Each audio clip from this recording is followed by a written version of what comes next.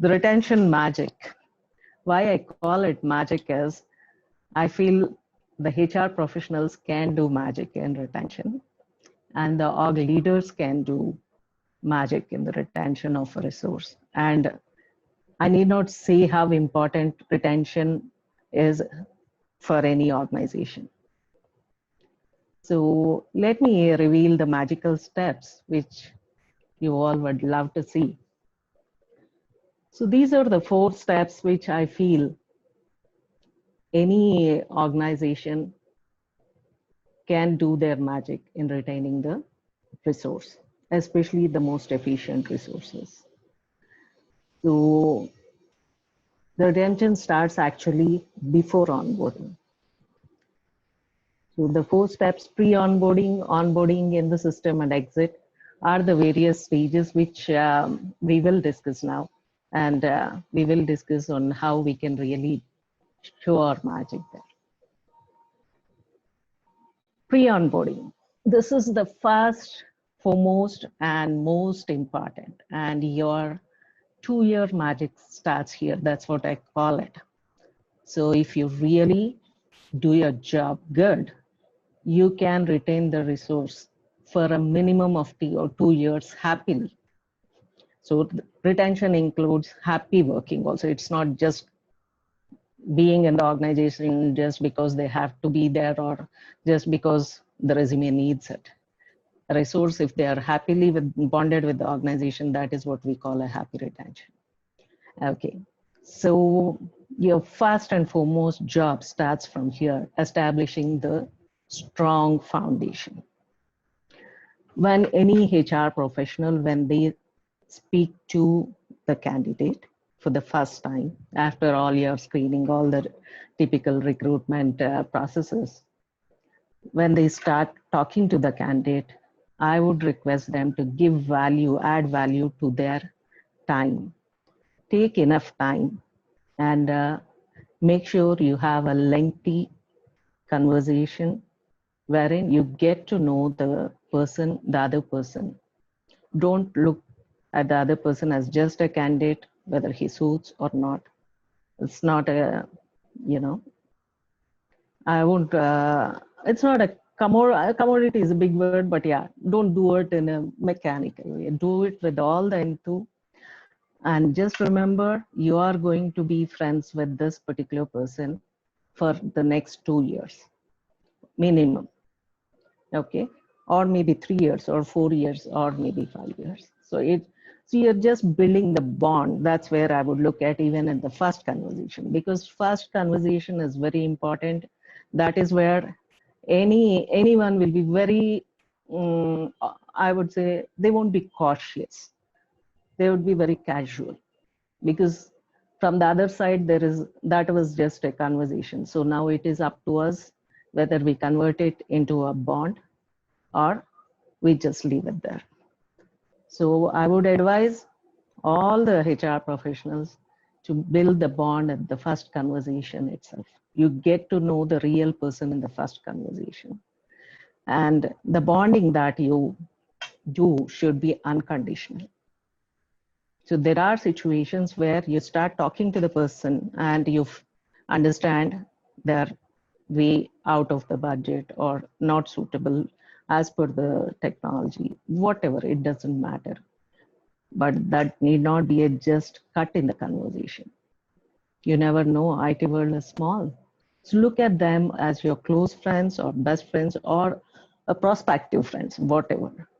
But that is where you build your actual foundation for retention. Believe me, an employee always remembers his or her first conversation with the organization. And that is their first conversation with the organization. They see the organization through you. And this is where you have to really do your magic. That really forms the actual strong foundation. Converse with the same energies throughout. Whenever you're talking to the candidates, be it before onboarding or after onboarding or once they are in the system. Just treat them as your good friends. Okay, next one is onboarding. So this is a tricky area. You might have already formed a bond. And one more thing which I want to add to my previous slide is keep the salary discussions pretty transparent. What you give, what you don't give. So that also plays an important role. And the other part is offer acceptance.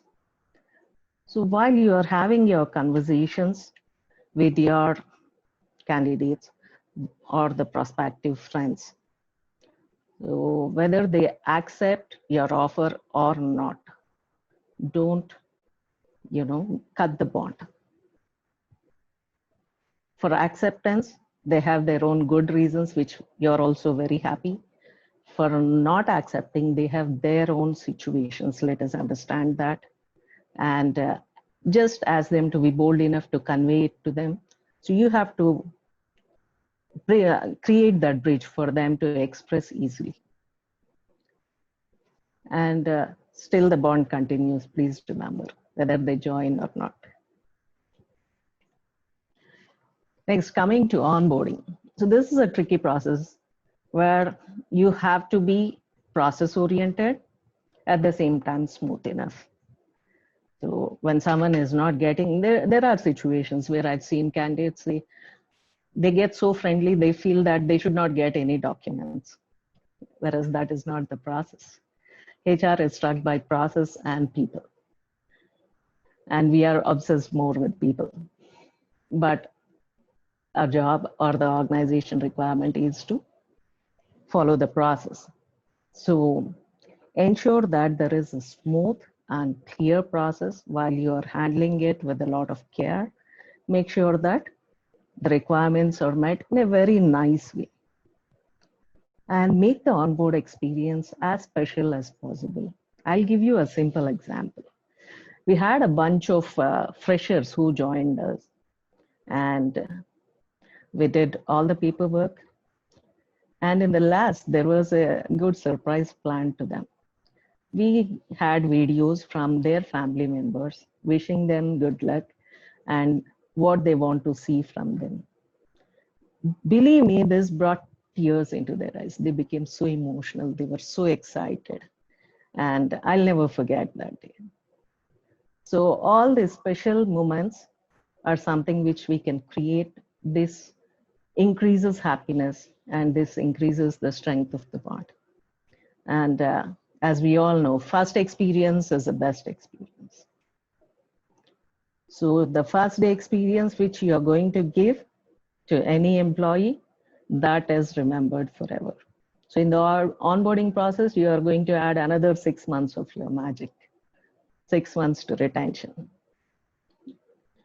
So make sure their first day is good and they are connected to the organization. You establish their direct connect with the organization on their onboarding day. So how you introduce, how do you buddy them with their teams, how the leadership treats them, how special you make them feel, and how memorable this experience is what matters a lot. Okay, moving on to the next part, which is in the system. I'm telling you, this is going to be a bit tough, but it's worth it. Whatever efforts, these are long-term efforts which you put, and whatever efforts, whatever magic you do over here, that increases, that adds on to the 2.5 years which you have already established. Fun at work. So fun at work, there is a perception that for most people that fun at work is those fun activities. Yeah, definitely fun activities are stress busters. But at the same time, if you create an atmosphere, and they should flow right from the leaders, let me tell you. So leaders and managers and the organization values play an important role at this stage. So if you can create an atmosphere where two peers can laugh out an escalation and reduce their pressure, I think you're good. Any questions? Okay. So fun at work is a 360 degrees fun. It is all the positivity, it is all the energy, those high energies which you see on the floor, and the activities and the sharing. All this together forms the fun at work. And visibility to growth. This is the most important factor for any human. Everyone likes to grow in one or other way. So some wants to grow on the people side, some wants to grow on the technical side, some wants to do an overall, some wants to grow on the comp side. So identifying the right growth for an employee is very important, and giving them the visibility to the growth. We talk a lot of growth, and we plan a lot of growth, but what is the visibility that the employee gets about the growth is very important, because you just have to stand beside him or her and understand what is their visibility. We won't be knowing it from our side. We think everything is done, career paths are defined, organization, this is going on, but you don't know how it is perceived. So it is very important to understand the perspective of the employee towards the growth. And it's important to do it in their language and to do it as per their need. It cannot be uniform for everyone.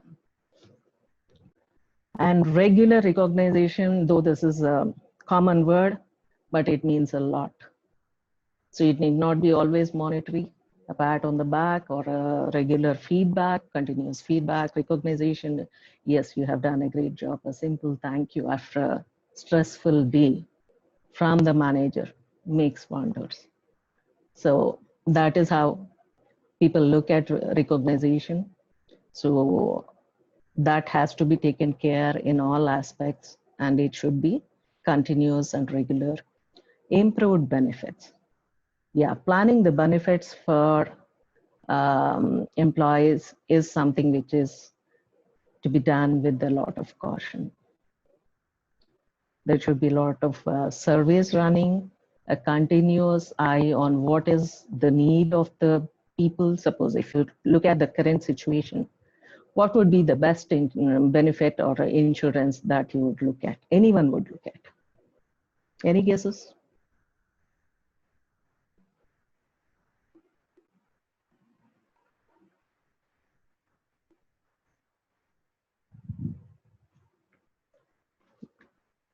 Am I missing any of the questions, or it's a total silent audience?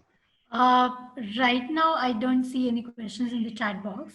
Okay. But yeah, I think on the way, they must be asking a few questions. They must be keeping it for the later. Okay. Yeah. So how do I know their conversations? So if they are putting anything, you'll be able to read. Otherwise, I'm here to kind of read it out for you. I'll do that. Okay, great. Yeah. Thank you, Ankita. Not a problem. So guys, okay, let me answer it for you. It's the COVID insurance. Apart from that, the domiciliary treatments or at-home treatments, which most of the employees are looking. So this is something which you have to sense the pulse of the situations and tweak your benefits accordingly. And believe me, that was received really good, really good. You won't believe the response that we got when we did it in the organization as a first step. The moment the pandemic started, the first step we took is COVID insurance, which came up as a new product. The reactions, the pace at which you react to the situations is very important here. And when we did that, and there was an online portal where all the medical facilities are available during the lockdown time, employees were very, very, very happy. You won't believe the satisfaction that they received. And these are the measures, I think, which as HR professionals or as leaders, we have to continuously keep our eye on. And continuous feedback. As I said, continuous recognition and continuous feedback really improves a personality. Now, if you give a feedback after 6 months or 1 year about an issue or about an improvement which you noticed and that the employee needs, it really doesn't make sense. It goes in a totally different direction. But if you can just call him or her and tell, I think this is where you just have to focus and do better, definitely it will be taken in a nice direction, in the right direction. And being accommodative. Mistakes everyone do, but how accommodative can you be from the organization perspective? Yeah, any organization cannot afford big mistakes and repetitive mistakes, but yeah, whatever is possible, I think the accommodative organization creates a very de-stressing atmosphere for all the employees. It's okay to do a mistake once, but how fast you recover out of it is what should be the culture that should go across the organization. And understanding intentions. So why, in fact, both these statements go hand in hand. So why is someone why is someone on the wrong side, or how did someone slip on something? So is it a real good intention? If that is the case, I think we should move on. We should not be stuck with that particular situation. So all these matter a lot.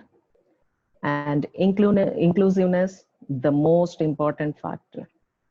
I think this is where the best engagement is, when you include your teams into the decisions.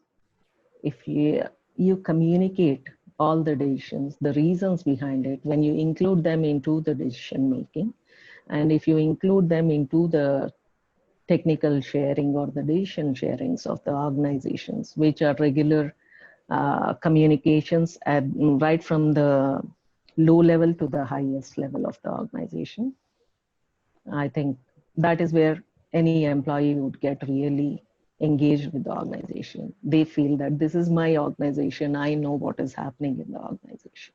Right. Yeah. And empathy, which is walking with the employee.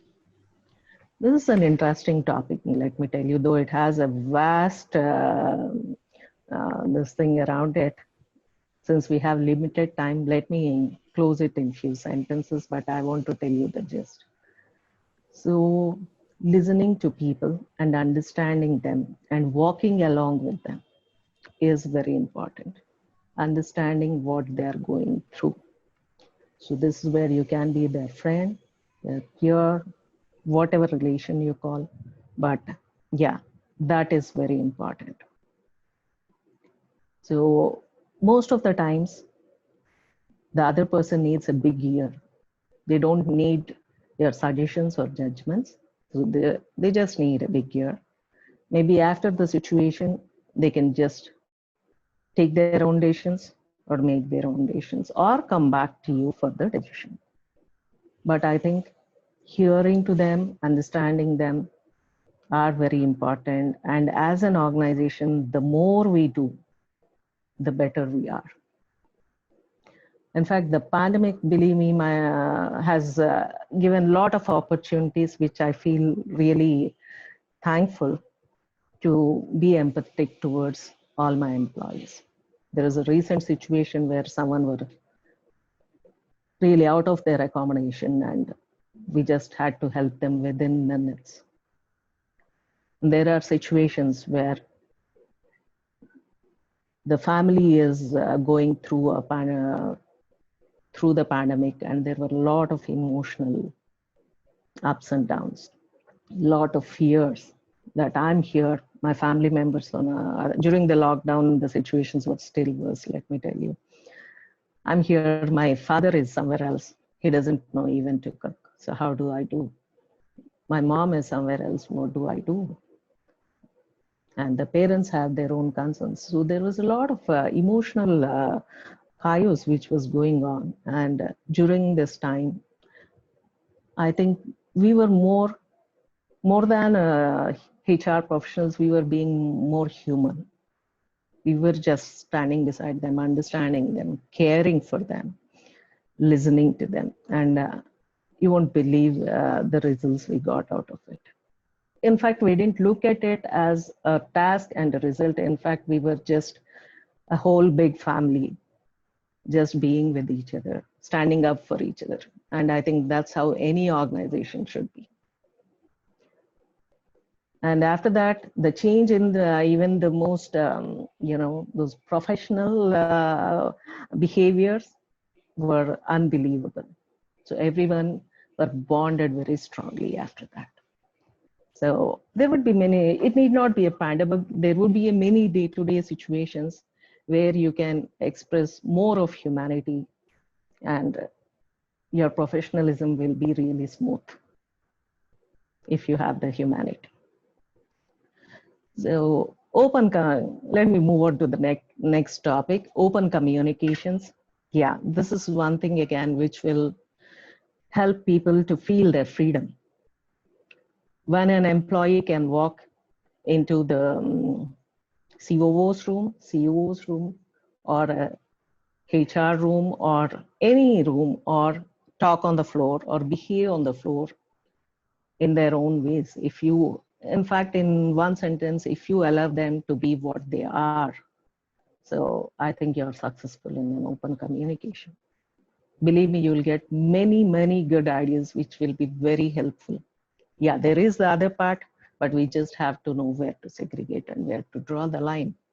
But communication should never be stopped. That gives the sense of freedom, and that is where people would like to be.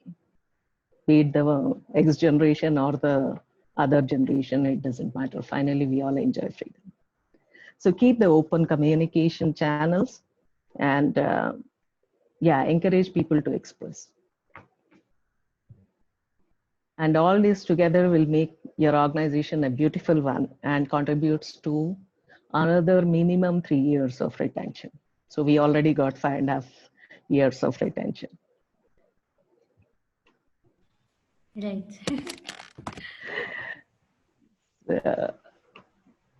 The next part, the most important 3 effects any employee would go through or an organization would go through. The first big circle which you see there, or the sphere which you see there, is manager. Efficient managers, when I'm calling efficient managers, or people managers plus technical experts, or some are great people managers and less of technical expertise, but it doesn't matter. But how efficiently are you able to reach to the people is what is important. And this quality managers who does this about jobs like continuous feedback and encouraging them to develop, recognizing them, making life happy for your, in simple words, making life happy for your teams are always remembered, and people come to organizations because of them. All the technical world is connected through these managers, through the technical managers, and they play an important role. So the manager effect to a company is really immense, and a good manager can do wonders.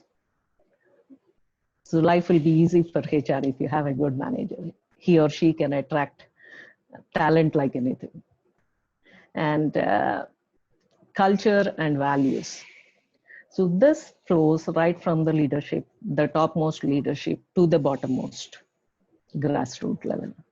So whatever is followed at the top, whatever is allowed to be followed at the bottom, everything together forms the organization. And please ensure that you have a best culture and best values. And they are going to pay a long-term return, which is really uncomparable. An organization which has empathy towards humans, an organization which cares about their people, an organization which develops their people, an organization which gives the best technology for people and best trainings. And It's always unconditional is a word which always gives you a long return. So throughout these slides, I would say remember that word. Just because I gave you this, you give me back this. I don't think that really works on the long run. That may be a temporary solution. Then this is a new situation where all of us are going through after the pandemic. So kids study from school, you work from home, your spouse also works from home. So there will be many unexpected situations. You have to share your gadgets, you have to share your workspace, and you don't know, there would be many unexpected, like if someone walks from my door, from the door behind me, I can't help it.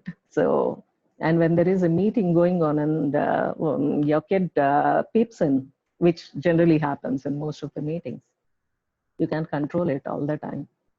So unexpected situations are part of the remote engagement, which is new to all of us. But yeah, how happily you deal with them is what it matters. It's okay if your kid is peeping into the meeting, just have her or him to say hello to the team, and that's fine. There were situations where some of my team members' kids were singing a song, and we all encouraged that, cheered the kid, and they were very happy.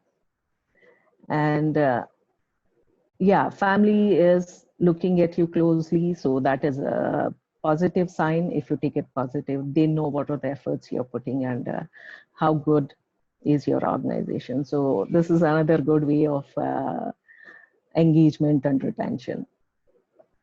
Moving to the next point, acknowledge emotions. Yes, yeah. Previously, before the pandemic, and where the remote working was not much, so a phone call unpicked used to create a lot of disturbance, or meeting joined late was looked at as very unorganized. But with this, situations have changed a lot, and there are many emotions which people go through because they are in the mid of their family. So they might have had a fresh fight with their spouse and took a meeting. So you got to understand if they are in a different mood, but that's fine. Just give them their time, their space to recover and move on. Don't process those thoughts much. And yeah, another big fun factor which people are missing in remote working is the chai breaks, chai pe charcha. So the coffee breaks or tea breaks. So, and believe me, there is a lot of sharing that happens and a lot of relief that people take in, having a smoke or whatever, their own ways. They're missing all that. And, but that's what we encourage all our teams. There is no need to miss that fun. Take a cup of tea, have a time of 10 minutes. In fact, we told all the managers, give them as in their tea times or the coffee breaks. Just talk it the way you were doing, but you just have to do it virtually. Technology is reducing distances. There is no need to panic on that. So, or no need to miss any fun or any sharing. It's all in your thoughts. You just can do it like the way we are doing it now. And believe me, sharing makes things better most of the times if you have the right person to share. So that's where it is very important to encourage all these breaks. And there you are, your engagement is still on. Okay. So by now I have completed 7 years of retention magic. And believe me, I'm not talking in air. I have people in my organization more than 8 years. In fact, there were some people who were there from 15 years, from 18 years, or from the beginning of the organization, which is more than 21 years now. So we still have those people. And I'm proud to say we are a great organization. And I wish I can help you all in being part of many great organizations, building good organizations. And yeah, this particular part, resignation. So this is where most of us will, I would say, half give up, assuming that the common reason which any employee puts in their mail is, I've got a better offer and I want to move on, where you cannot say. Or the second one is a medical reason. So this is where you have to dig deep, where the detective can't see the unseen. So how do you do it? Everyone has their own way, but yeah, get to the root of the cause. And surprisingly, 50% of the reasons are not true, what they have put in, what they have mentioned in the initial stages. When you dig deep, you'll get to know, and once you start conversing, you'll get to know what actually it is, and you can retain the person. Surprisingly, this really happens. I'm not just giving an exam, you know, a number, throwing a number, but 50% of the people can retain. Some assurances, some things in order will really work it out. And any retention, that should be a win-win situation. If you do any retention on a temporary basis, it won't work. In the sense, okay, you promise someone that, okay, I'll do X, Y, Z for you after 3 months. And after 3 months, you ignore. That is not going to help. At the same time, you can't give a promise which you really can't fulfill. So it should be a win-win situation. You should be in a good position. And if you give something too much now, and afterwards you feel, okay, I don't think I can have this on a long basis and I have to get rid of them. That should not be the case. So think before you promise, and understand their situations and keep up to your promises. And make sure the employee also keeps up to their promise. So you have to come up with a smooth process around it, smooth and healthy. Don't make it, you know, very stern or anything. So let it be very smooth. And retention should always be a happy win-win situation. Next comes the notice period behavior. So employees feel once they are in the notice period, they need not really give 100%. I'm not generalizing it. Some of the employees do this. So, and some are really extremely good where they in fact work better in the notice period. And some go, okay, I'll come at 9 and leave at 6, sorts of behaviors. So there are various behaviors, but I feel notice period behaviors have to be understood, handled properly, and not to go in the wrong direction. Just remember, once the employee goes out, he should have a good taste to come back, and you're laying the foundation here. So this brings me to the last slide, a smooth exit. A smooth exit is a well-informed process prior. Give it at least a 1 week prior intimation. So intimate the employee about the process, what all they have to do, when they have to come, what happens after this, instead of making him or her run around the departments in the last moment. And exit benefits. This is one more. Okay, prior to that, let me talk about the exit interview. Exit interview is very, very, very important for all the organizations. I would request all the HR professionals to give 100% to this. Have a friendly talk, encourage them. Generally, the employee attitude will be, I'm leaving, why do I have to give the feedback? So tell them, encourage them that feedback need not be a complaint or negative. So they can give generic feedbacks, which will help the organization. So, you can just use these words like, okay, this should be, this will help you to your peers to work in a better organization. So that might strike them, but encourage them to give feedback. All good in the exit interview, I don't think is the right exit interview. A proper feedback should be the right exit interview. Right. And yeah, and then the exit benefits. Yeah, these days the employee insurance benefits have some facilities where you can still keep that thread with your ex-employee.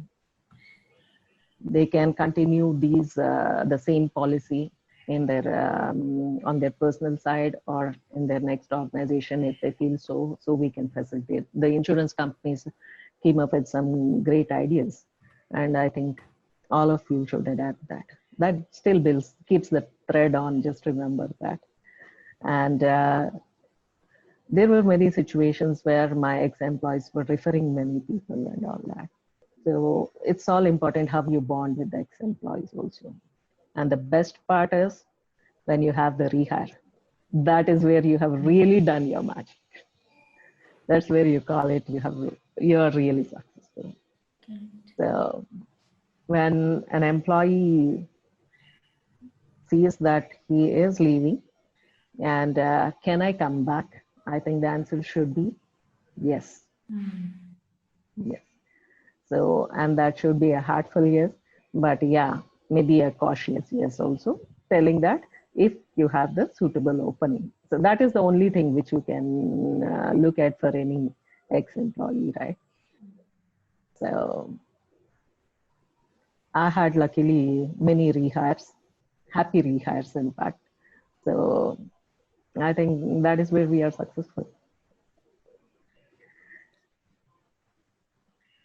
Yes, I'm done with my talking now. I want to listen from all of you. Thank you, Amita. Thank you so much. Actually, someone who is not from an HR background was like an eye-opening thing that the HRs do go through such a lengthy process for the entire retention thing. So it's actually good to know for someone who is not from the HR background at all. Audience, as Amita mentioned, the podium is kind of open for questions. In case you have any questions, please feel free to put it in the chat box and we can spend next 10 to 15 minutes on the questions. So before people start, Amita, I had one question that I wanted to ask. So for all the organizations that I've worked before this, one thing comes very strongly that once you put in your papers and you start your notice period, the entire attitude of the organization and the employee suddenly from the next day changes, and that change is very drastic and very evident as well. One thing I've noticed is that in case people are working on like an ongoing project or something that they have kind of started and they know that they won't be able to finish it in a month where the notice period is of 1 month or something, the organization tends for people not to get involved in that particular project because they are going to leave it halfway or whatever. But and even the employees' attitude is, hey, okay, I've started this, but I'm not going to be here by the time it actually gets into execution process. So why should I break my head and kind of get involved in it? But it has happened to me that I initiated something and I knew that this was not going to happen in that 1 month. But then the attitude of the organization was such that okay, you don't need to get involved. Let us handle it because you're not going to be there. So it's a very mixed pickle as to people don't know how to kind of handle that. So as a experienced HR, how would you kind of go ahead and advise the organization and the employee to kind of handle this situation where employees are looking forward to work on a project, or sometimes even the organization wants them to finish this project and then move along, but for whatever reasons it just doesn't come together? It's all how you communicate. That is the first thing. Right. So now if you tell the employee that where the organization is stuck, definitely he or she will understand. At the same time, I think you should not dampen the enthusiasm that any employee has. So they can share their technical expertise, but yeah, they can't be the customer facing, but at the back end, they can give the technical expertise. So it's all how you plan it and how you communicate. Right. That's the way it has to be. Yeah, actually it's very simple like that, but when you actually go and experience it, it looks like it's like a lengthy process. But yeah, I get what you mean. It's simple. It's all about how you communicate. That's the major thing. That's the major thing. Right. Anita, I have a question. Sonam here. Yeah. Hi, Sonam. Hi. So you mentioned, in the escalation scenario, how can you create a culture where people are laughing and together working on an escalation? Mm-hmm. It's quite a stressful, actually, quite a stressful scenario. And even if the team members want to laugh, however, maybe, they are still skeptical in terms of what kind of message they are passing to their superordinates, seniors and subordinates. So then how do you create that kind of culture? If you can just expand on that, Anita. Yeah. See, it's as you told, the superordinates, they play an important role over here. Now, suppose if your manager says, okay, while you're having this, guy, please have this pizza or have it, whatever your favorite, and a small joke there or a light conversation. Instead of he or she being behind the engineer or even the below guys or trainees, whoever, that did you do this? Did you respond? What are you doing? And most of the time, what happens is they want to give an update to the customer or to the management or to have the communication running. Most of the superordinates tend to get into a stressful mode. They themselves get into a stressful mode. So that is That's where, right. That's right. yeah. So that is where they have to improve, and that culture flows down. Once when your manager says it's okay, suppose you did a mistake. Now, if I say as your manager that it's okay, but yeah, this is where I think you have to improve and be cautious next time. That will remove half the burden out of you. The guilt feeling goes out. And then But you how do would, we, but how do we train those people who are already in these superordinate positions? yeah, And management, you're right. In fact, that's another elaborate topic, as you said. But yeah, training the managers more than anyone else. I think training the people managers is very, very, very important for the organizations. And these days, it has been recognized. The need has been recognized, and organizations are planning vast trainings there. yeah, but on a serious and a practical front, I have noticed that even there are some managers who want to be just be cool about things, but their environment will not let them be, because then they are also worried about the perception that, oh my god, maybe though I am super serious about it, but maybe if I just look chill, people may think that I am not taking it seriously. So So if someone or have, yeah, please go on. Let me not yeah, stop so you. no, so it just becomes a very difficult problem for people to adapt, because the majority of the surrounding is the other way around. Yeah, I So what totally can we agree with tell you. people? Yeah, what can we tell people in that scenario? My favorite, saying would be the change that you want to be. Okay, that is what you can tell. But yeah, it doesn't help if the engineer tells it has to flow right from the topmost guy Yeah, the to topmost the guy is manager. important. Yeah. So the organization should be cautious, and we as HR professionals should be very smart enough to get the best guy at the top. Okay, got it. It's in our hands, right? Yeah. Yeah. Thank you, Amita. When I talk to a senior guy, you won't believe I spend 1.5 hours minimum knowing about his hobbies, his family, his college days or school days. I don't talk of technology or anything. True. I talk True. of him as a person. I try to understand more and more and more. True. Very true. Yeah. We have one more question from Kirti. How notice period behavior is important and what can be concluded from that? Yeah. Notice period behaviors, as Sonam said, from both the sides are important. The organization should not be treating the employee as their enemy just because they are leaving.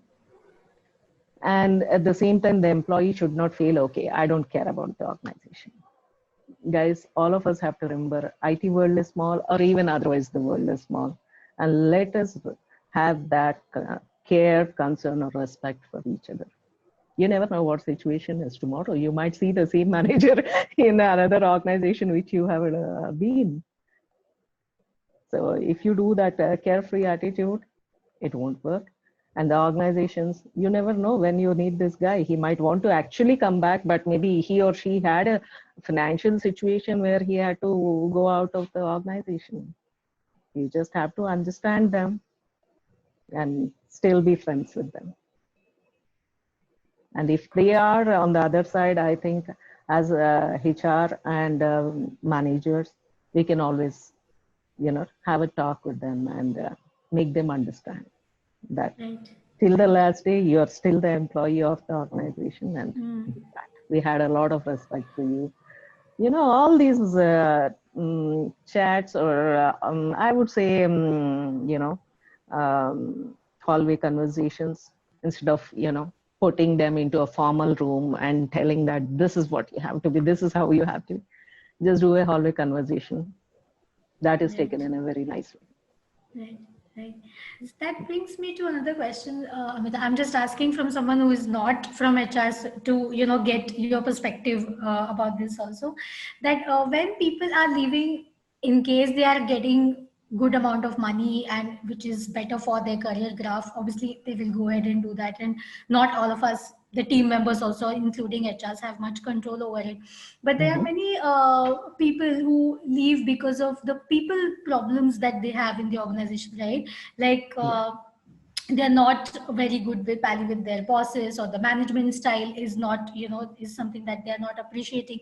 So they start looking out for options. And when they find the perfect match, they feel that, this might be better than what they're having right now. So the thing is, these things are not spoken to the HR when they are in the organization, right? Something could have been done if you as an employee would be a little more vocal towards, these are the problems and issues that you're having. But then when you face issues like, when someone employee is coming on the last day and maybe in the feedback they're saying that the main reason that I'm leaving is because of my boss, or, I don't like the way of her working or whatever.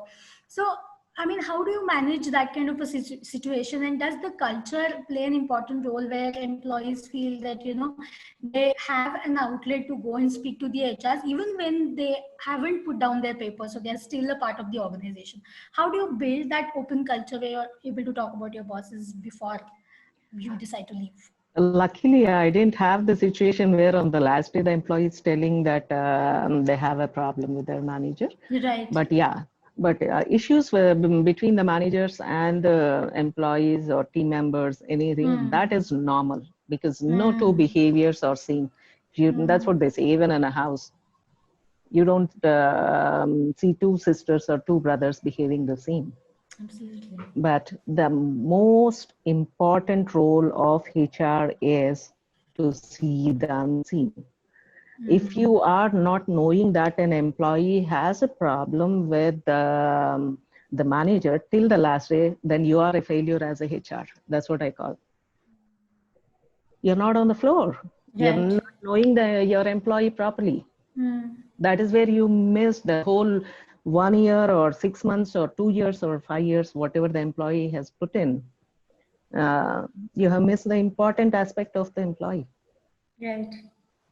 So the first and foremost responsibility of HR is knowing your employees as much as possible, Right. So walk on the floor if you are physically present. If you are like these days, you can talk about, walking on the floor with the pandemic on.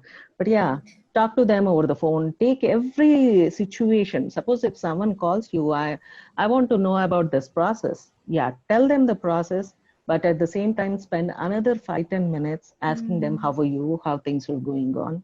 So how is your kid or spouse, or how is your, basketball practice going on?